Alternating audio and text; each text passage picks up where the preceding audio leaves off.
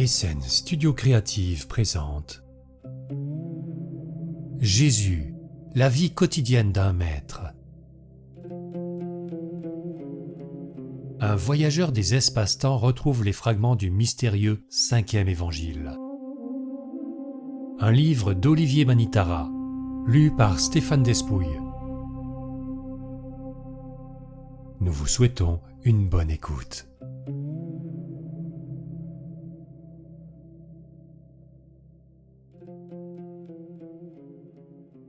Chapitre 9.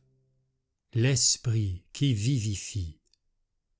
Le Maître Jésus s'est incarné au sein d'une école des mystères qui était la gardienne de plusieurs traditions sacrées, dont un des principaux objectifs était de préparer et de favoriser la naissance de maîtres spirituels et de prophètes dédiés à Dieu et à la lumière. Cette école accordait une grande importance à l'éducation des enfants, et ce, même avant leur naissance physique. Un corps convenablement préparé était entièrement modelé, et ceci jusque dans un âge avancé, afin que chaque cellule devienne une porteuse de la tradition. Chaque tradition était considérée comme un trésor, une bénédiction de Dieu, et préserver cette bénédiction était un honneur précieux. Bien avant sa naissance dans un corps, l'âme du futur Maître Jésus avait été identifiée par les sages et les voyants de cette école comme étant celle du grand Zoroastre. Cette âme était attendue depuis fort longtemps, et Zoroastre lui-même avait prédit peu avant de mourir le lieu où son âme réapparaîtrait. Il affirmait « Toute ma vie j'ai honoré l'aura de puissance du soleil, mais lorsque je reviendrai dans un corps, je serai l'esprit du soleil lui-même, marchant et se manifestant dans ce corps. » C'est à cause de cette parole prophétique que les mages, les disciples de Zoroastre, sont venus parmi les premiers pour honorer leur maître nouveau-né. Ce sont eux qui ensuite se sont occupés de son éducation, afin qu'il retrouve le plus rapidement possible son ancien savoir et pouvoir.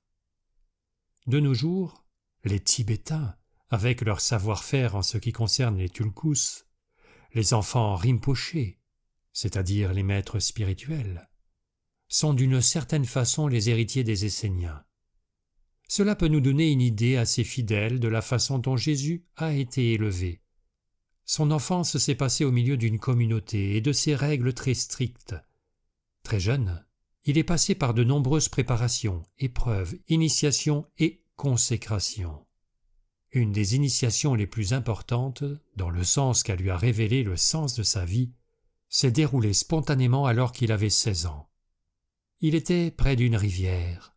Il réfléchissait au sens de la vie tout en écoutant l'eau couler et en laissant les rayons du soleil le caresser. Il s'est doucement approché de la berge sans aucune intention particulière et il a commencé à regarder son visage se reflétant dans le miroir de l'eau. L'eau lui renvoyait son image et cette image l'interrogeait. Se regardant droit dans les yeux, il s'est posé à lui-même, ou à son âme immortelle, la question. Suis-je né d'une tradition? Suis-je un prêtre ou un père de cette tradition? Il resta ainsi dans le silence et le vide engendré par la question. Lui qui avait été formé dans une tradition sacrée, il pensait que, naturellement, sa destinée était de devenir le roi de cette tradition. Il s'y sentait prêt car il possédait en lui une puissante intuition et le don de la connaissance instinctive de sa destinée. Il sentait que sa mission était d'être un porteur du vivant à travers d'anciennes paroles. C'est pourquoi, une fois plus âgé, il dira « La lettre tue, seul l'esprit vivifie ». C'est dans cet état d'esprit qu'il plongea dans le silence qui grandissait de sa question, tout en contemplant son visage se reflétant dans l'eau. C'est alors qu'un être de lumière lui apparut et lui révéla « Tu n'es pas un homme ordinaire, mais un envoyé de Dieu. Ton chemin de vie, tu l'as préparé depuis des milliers d'années, et tu n'as jamais été aussi proche de vivre et de connaître ton Père. » Devant cette révélation qui n'était pas seulement un dialogue avec un être de lumière, mais aussi un ressenti et un vécu intérieur, le maître posa la question dans ma tradition, comment vais-je pouvoir transmettre et porter cette connaissance du Père ?» L'être de lumière lui répondit en s'approchant de lui, puis en pénétrant en lui, lui faisant vivre la réalité de la lumière intérieure du Père. Le Maître Jésus était illuminé de l'intérieur. L'être de lumière lui a alors dit : « Ce que tu vis en ce moment, c'est ce que tu dois faire naître chez les autres. Alors tu seras effectivement un père de la lumière, mais pas dans ta tradition. Tu dois être le père d'une nouvelle tradition. » C'était réellement une expérience révolutionnaire pour le maître. Il avait du mal à concevoir comment on pouvait vivre et agir en dehors d'une tradition qui était tout pour lui, et cela depuis plusieurs vies. Il était en réalité très attaché à sa tradition, et d'un autre côté, il ressentait la puissance de l'être de lumière qui se manifestait en lui et qui lui ouvrait un nouvel horizon. L'être de la lumière de Dieu lui a dit : « Moi, je suis un vivant, mais pas avec le même corps que toi. Je suis vivant, je suis nouveau à chaque instant, et pourtant, je suis toujours le même dans la lumière. Ton ancienne tradition est déjà éteinte. La lumière et la vie l'ont abandonnée. Rien de nouveau ne peut y être apporté.